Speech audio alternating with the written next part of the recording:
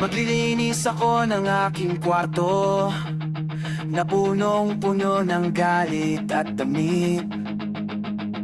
Mga bagay na hindi ko na kailangan, nakaraang hindi na pwedeng pagpaliban. Mali ang nangilin kong pag-ibig at itrato ng kaapong maligali. Dahan-dahan kong inipon, ngunit ngayon'y kailangan ng itapon.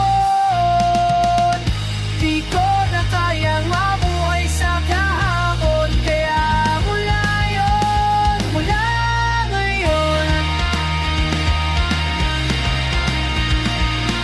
jacket mo nabubulok sa sulok, na inaalikabok na sa lungkot.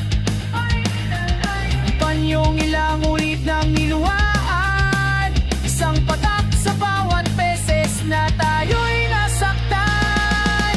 Di ko na kayang mabuhay sa kahapon, kaya mula ngayon ang luluwang kahapon.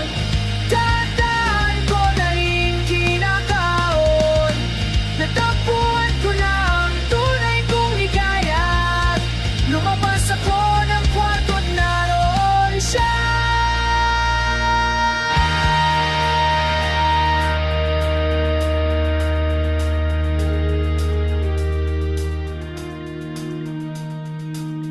Magpapaalam na sa'yo ang aking kwarto. Magpapaalam na sa'yo ang aking kwarto.